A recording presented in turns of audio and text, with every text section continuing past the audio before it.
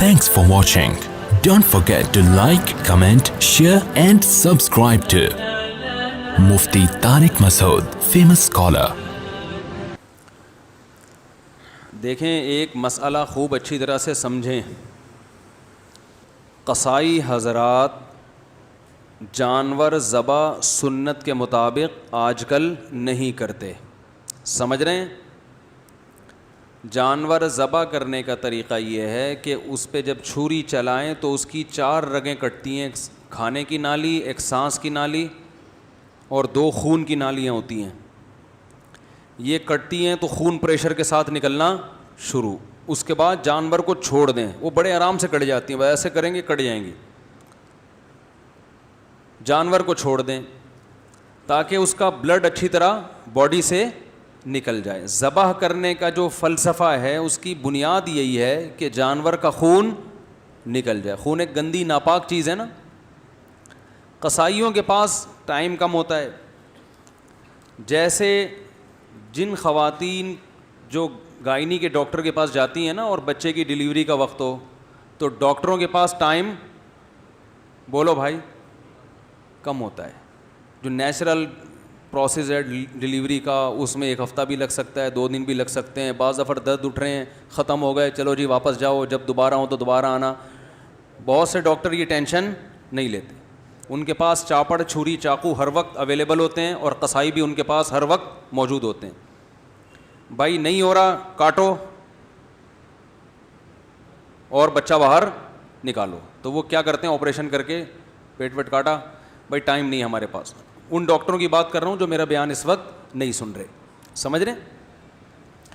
تو جیسے گائنی کی جو ڈاکٹرز ہیں ان کے پاس نیچرل ڈیلیوری کا ٹائم, جو پروسیس ہے نیچرل, اس تک انتظار کا ٹائم نہیں ہوتا. تو انہوں نے چاپڑ لے کے بکتے بکتے لے کے عورت کا پیٹ کاٹا اور بچے کو باہر نکال کے سی دیا.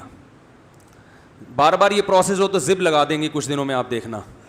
بھائی 2-3 بچے ہو گئے, بار بار کیا کاٹنا, زب لگایا, پیٹ میں زب لگا دیں گی ڈاکٹرز کہ بھائی دوبارہ آؤ, بس یہیں سے نکالا کرو. وہ جو ونس اپون اے ٹائم بچے پیدا ہوا کرتے تھے, خاص طریقہ ہوتا تھا, مائیں چیختی تھیں, درد ہوتا تھا, پھر بچہ پیدا ہو گیا. پھر اللہ نے بھی قرآن میں بیان کیا, حملتہ امہ کرہن ووضعتہ کرہا, ماں کا بڑا حق ہے, تکلیف سے جنا ہے اس نے, قرآن نے بیان کیا. تو تکلیف ڈاکٹروں نے اٹھا لی ہے کہ اب آپ کو ٹینشن لینے کی ضرورت نہیں ہے, ہم ہیں. بکتے بکتے لے کے چاپڑ واپڑ لے کے بیٹھے ہوئے ہوتے ہیں وہ.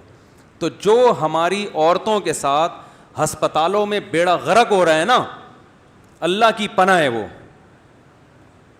تو وہی حساب قصائی بھی کرتے ہیں جانوروں کے ساتھ. ان کے پاس بھی ٹائم نہیں ہوتا کہ جانور تڑپے, اس کا خون نکلے. یہ جلدی ٹھنڈا کرنے کے لیے اس کے حرام مغز میں چاقو مارتے ہیں. دیکھا ہوگا نا آپ سب نے. بھائی 4 رگیں کاٹیں, اب جانور تڑپ رہا ہے, خون نکلنے دو اس کا. نہ ٹائم نہیں ہے, ابھی وسیم کا بیل بھی گرانا ہے, سلیم نے بھی رابطہ کیا ہوا ہے, ٹائم کم ہے, مقابلہ سخت ہے. تو فوراً کیا کرتے ہیں, اس کے آپ نے دیکھا ہوگا چاقو اندر مارتے ہیں. اس سے جانور کو تکلیف بھی بہت ہوتی ہے اور جانور جلدی ٹھنڈا ہو جاتا ہے. تو جانور کو اگر بہت ہی جلدی ٹھنڈا کرنا ہے تو بھائی ادھر گولی مارو, ایک دم ٹھنڈا ٹھاٹ. اس ٹینشن کی ضرورت ہی نہیں ہے کہ 4 آدمی پکڑ کے رسی باندھ رہے ہیں, 6 آدمی اس کو گرا رہے ہیں, گردن گھما رہا ہے. بیل بھی دیکھ رہے ہیں کہ 10 دن سے تو میری ایسی سیوا ہو رہی تھی, اتنا پروٹوکول, ابھی اچانک ہو گیا ان لوگوں کو. تو خام میں بیل کو بھی ٹینشن میں ڈال دیا آپ لوگوں نے. تو بھائی اگر یہی ٹھنڈا ٹھاٹ ہی کرنا ہے, ٹینشن ہی نہیں لینی ہے, تو ادھر گولی مارو, ختم. یا اور آسان طریقہ, ادھر ایک چاپڑ مارو اس کے گردن پہ, پیچھے سے کٹ جائے گا ایک دم گردن الگ.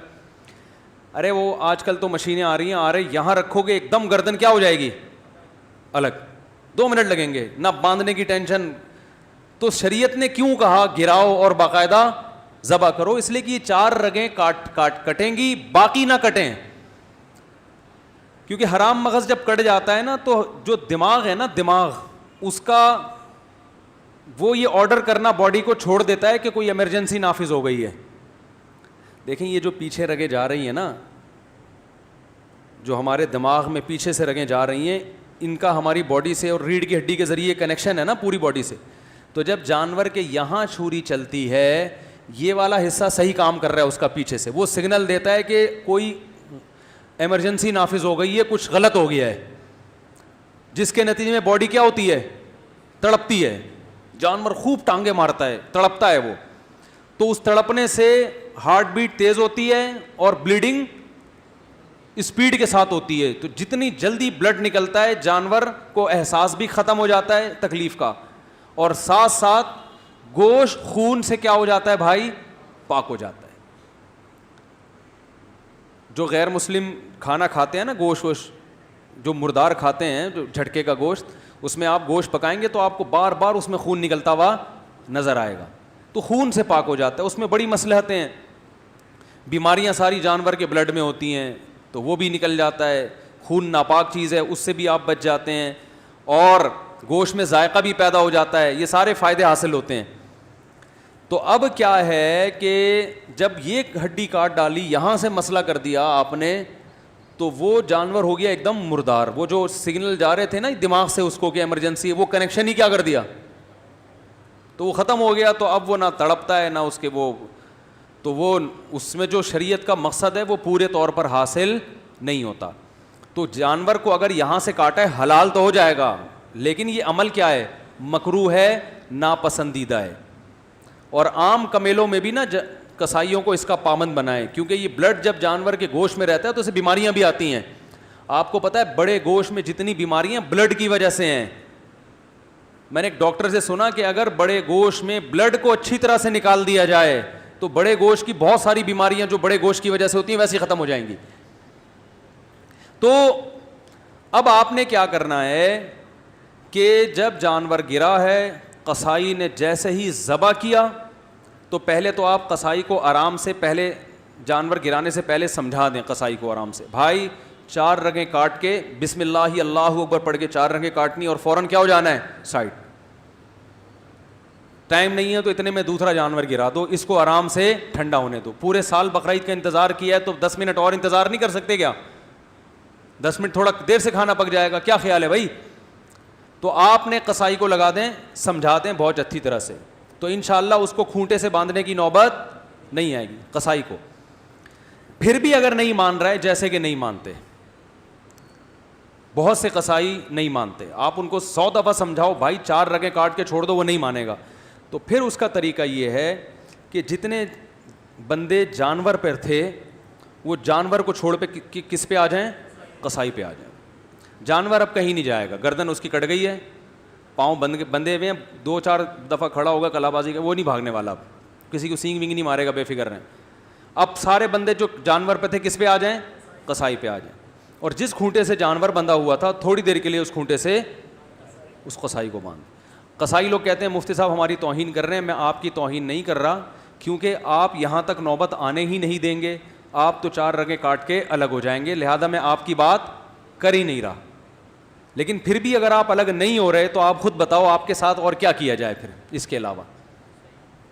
اور چونکہ قصائی حضرات ہوتے ماشاءاللہ صحت مند ہیں, اس لیے میں کہتا ہوں کہ جتنے آدمی گائے پہ تھے نا وہ سارے کے سارے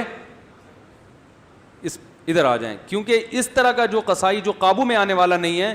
گائے کی لات برداشت ہو سکتی ہے, اس کی لات بولو بھائی وہ برداشت نہیں ہوگی. تو سارے اس پہ آ کے جس کھونٹے سے اس کو باندھا ہوا تھا, وہ بھی کرائے پہ اکثر لوگ کھونٹا لیتے ہیں, وہ کام آ جائے گا, ضائع ہونے سے بچ جائے گا نا, اس پہ باندھ دیں. جب ٹھنڈا ہو جائے تو پھر اس کو کھولیں, بولیں اب تم جانو اور بچھڑا جانے.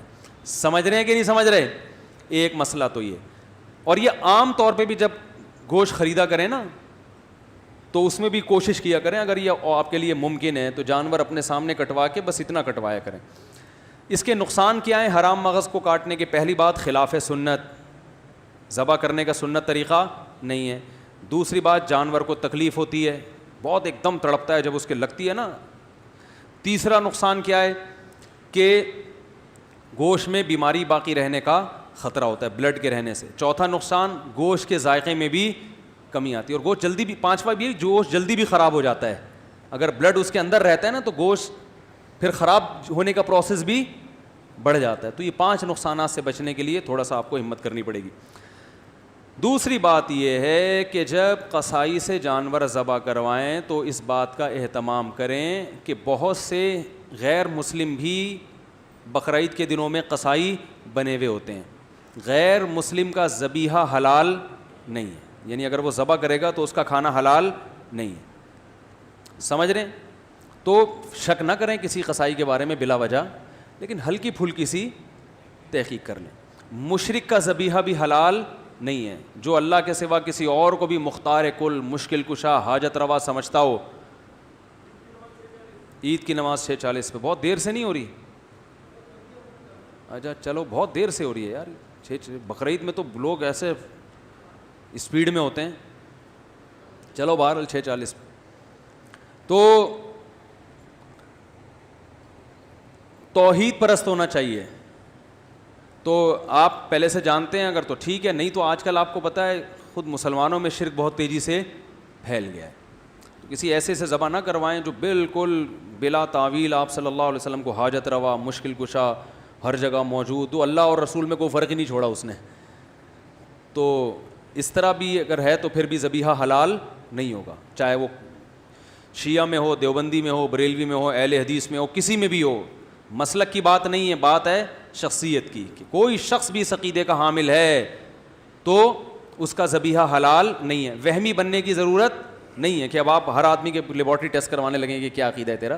جس کے بارے میں سیاق و سباق حالات سے لگ رہا ہو کہ یہ گڑبڑی ہے تو پھر اس سے پوچھ لیں. سمجھ رہے ہو؟ نہیں تو نارملی سب الحمدللہ توحید پرستی ہوتے ہیں. 2 باتیں ہو گئیں ذبح کرنے سے متعلق. تیسری بات, بہتر یہ ہے کہ ذبح خود کریں. سمجھتے ہو گے نہیں سمجھتے, ہمارے نبی صلی اللہ علیہ وسلم نے خود ذبح فرمایا ہے. آپ صلی اللہ علیہ وسلم نے حج کے موقع پر 100 اونٹ اپنے ہاتھ سے نہر کیے ہیں, اپنے دستے مبارک سے. سمجھ رہے ہو؟ اور اپنی اضحیہ کو بھی, اپنی قربانی کو بھی آپ صلی اللہ علیہ وسلم خود ذبح کیا کرتے تھے. اس سے ایک تو دل تھوڑا سا مضبوط ہوگا. آج آپ جانور ذبح کر رہے ہیں, کل میدان جنگ میں دشمنوں سے مقابلہ بھی ہو سکتا ہے. جو یہاں اتنا نازک ہو کہ گائے ذبح ہوتے ہوئے دیکھ نہیں سکتا, تو وہاں میدان میں وہ بموں کا مقابلہ کیسے کرے گا؟ تو ضرورت تو پڑ سکتی ہے نا. جب جنگ ہوتی ہے تو پھر صرف آرمی تھوڑی ہوتی ہے, پھر جوانوں کو بھی بلایا جاتا ہے نا. تو ایسا نہ ہو آپ گئے اور پھر آپ نے ایکسکیوز کر لیا وہاں جا کے کہ سر ہم سے یہ منظر دیکھا نہیں جا رہا. تو اس میں ایک دل بھی تھوڑا مضبوط ہوگا. تو اور ویسے بھی سنت ہے کہ خود ذبح کیا جائے, اور اس کا علماء کہتے ہیں اثر بھی پڑتا ہے. تو خود نہیں ذبح کر سکتے تو بہتر ہے کسی نیک آدمی سے ذبح کروائیں, اس کا اثر آتا ہے گوشت کے اندر, اس کی برکت آتی ہے.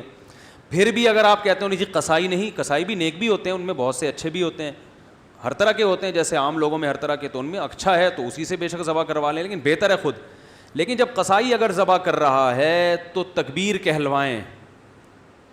میں نے خود دیکھا ہے, منہ میں گٹکا ہوتا ہے, تکبیر منہ سے نکل ہی نہیں ہوتی. وہ گٹکا تکبیر پڑے گا تو گٹکا تھوکنا پڑے گا. اب وہ اپنے 10 روپے آپ کے جانور کی خاطر قربان کرنے کے لیے تیار نہیں ہوتا. منہ میں پان ہوتا ہے, گٹکا ہوتا ہے, تو ایسے موقع پہ اس کو بولیں ذرا منہ سے زور سے کیا پڑھو, تکبیر. اور ویسے بھی جب مرغیاں خریدنے جاتے ہیں نا تو ان کو بھی دیکھا کریں تکبیر پڑھ بھی رہے ہیں کہ نہیں پڑھ رہے ہیں, کیونکہ تکبیر جان بوجھ کر اگر کسی نے چھوڑ دی تو جانور حلال نہیں ہوگا. بھولے سے چھوٹ گئی تو حلال ہے جان کر. اور تکبیر اس پر واجب ہے جو چھری چلائے گا. تو اگر 2 بندے پکڑ کے چھری چلا رہے ہیں, ایک سے چل نہیں رہی ہے, دونوں, تو دونوں پر تکبیر واجب ہے. ایک نے بھی چھوڑ دی تو جانور حلال, بولو بھائی, نہیں ہوگا. سمجھ گئے کہ نہیں سمجھ گئے؟ ایک اور مسئلہ, جانور بعض دفعہ بڑے شرارتی ہوتے ہیں, قابو میں نہیں آ رہے ہوتے. ہمارے ایک دوست نے بتایا کہ ایک بڑا موٹا کٹا بیل آیا, چند سال پرانی بات ہے, وہ کسی کے قابو میں ہی نہیں آ رہا تھا, ایسے لات گھما رہا تھا نا جمناسٹک کی طرح. تو ایک قصائی نے بڑے فنٹر بن کے نا, اس نے کہا کہ میں سنبھالتا ہوں اس کو. تو وہ مجھے واقعہ سنا رہے تھے, کہہ رہے وہ آیا بغیر کسی خوف و خطر کے بیل کے قریب آ گیا. کہہ رہے آنے میں ٹائم لگا ہے, غائب ہونے میں ٹائم نہیں لگا. کہہ رہے ہم دیکھ رہے ہیں ابھی یہاں تک گیا کہاں. وہ بیل نے نا پلٹ کے ایسی کک ماری ہے کہ وہ دور جا کے گرا, بچ گیا الحمدللہ. تو بعض جانور شرارتی ہوتے ہیں, قابو میں نہیں آ رہے ہوتے, تو ایسے موقع پر مجبوری میں اس بات کی بھی گنجائش ہے کہ آپ ان کو گولی وغیرہ مار کر زخمی, بولو بھائی, کر سکتے ہیں تاکہ یہ گر جائیں. بلا ضرورت یہ کام جائز نہیں ہے. ایسی شدید مجبوری میں بے ہوشی کا بھی آپشن ہے, اگرچہ بے ہوش کر کے جانور کو ذبح کرنا عام حالات میں جائز نہیں ہے, لیکن ایسی مجبوری میں بعض ہوتے ہیں نا ہر قسم کے, اور آسان حل یہ ہے کہ اگر جانور آپ سے نہیں گر رہا, جانور گرانے کے چکر میں 20-30 لوگ بعض دفعہ گر جاتے ہیں, وہ کہتے ہیں یار ذبح اس نے ہونا تھا, وہ ہم رہے ہیں. تو اگر کنٹرول میں بالکل بھی نہیں آ رہا ہے تو کھڑے کھڑے اس کو ذبح بھی کیا جا سکتا ہے. یعنی 2 دھاری تلوار, 2 دھاری جو چاقو ہوتا ہے نا, اس سے آپ گائے کے یہاں کٹ لگا سکتے ہیں, ادھر سے گھسائیں گے تو اس کی 4 رگیں کٹ جائیں گی, تو وہ کھڑے کھڑے ہی ذبح ہو جائے گی. یہ شدید مجبوری کی بات کر رہا ہوں میں, نہیں آ رہی بات. بھائی آپ نے گردن پہ اس کے چاقو مار دیا, خون بہا, وہ گر گئی, تو پھر اس کو پورا ذبح کر دیں. تو مجبوری میں اس طرح بھی کرنا جائز ہے. سمجھ رہے ہیں کہ نہیں سمجھ رہے ہیں؟ تو ایک مسئلہ یہ ہو گیا. اہم ترین مسئلہ ایک یہ بھی ہے کہ جانور کے قربان ہونے کے بعد گائے میں جو شریک ہیں تو ان کا گوشت تول کے تقسیم کرنا واجب ہے, اندازے سے تقسیم جائز نہیں ہے, چاہے سب شرکا راضی ہی کیوں نہ ہو. کیونکہ گوشت سودی اموال میں سے ہے. اس میں جیسے 10 روپے کے بدلے میں آپ 11 روپے نہیں لے سکتے, تو گوشت میں 1 پاؤ 1 چھٹانک گوشت بھی دوسری طرف چلا گیا تو وہ سود کے حکم میں آ جائے گا. اس کے دلائل کسی وقت تفصیل سے بتا دوں گا, پہلے بتا بھی چکا ہوں. ابھی فی الحال اتنا ذہن میں رکھیں کہ 7 حصے جو گوشت کے کریں گے تول کے تقسیم کرنا, بولو بھائی, ضروری. اگر تقسیم ہو رہی ہے, تقسیم سے بچنا چاہتے ہیں تو 7 حصوں میں کلیجی ملا دیں, تاکہ ادھر گوشت اگر زیادہ گیا تو کلیجی کے مقابلے میں ہو جائے. جیسے 10 روپے کے بدلے میں 11 روپے اگر لینے ہیں تو 10 روپے کے ساتھ کوئی ماچس واچس کوئی ٹرافی ملا دیں گے تو جائز ہو جائے گا نا, تو اضافی 1 روپے اس ٹرافی کے مقابلے میں ہو جائے گا, ماچس کے مقابلے میں ہو جائے گا. تو ایسے ہی گوشت کی جب 60 ڈھیریاں بنائی جائیں تو ہر ڈھیری میں تھوڑی سی کلیجی ملا دیں, اور شروع میں کلیجی کی جو 60 ڈھیریاں بنائیں تو ہر ڈھیری میں تھوڑا سا گوشت ملا دیں, تو پھر تول کی ٹینشن سے بچ جائیں گے. نہیں آ رہی بات؟ آسان ہے یار, خلاصہ بتا دیتا ہوں. گوشت تول کے تقسیم کریں اور کلیجی بھی ہر ایک میں تھوڑی تھوڑی ملا دیں, بس اتنا کافی.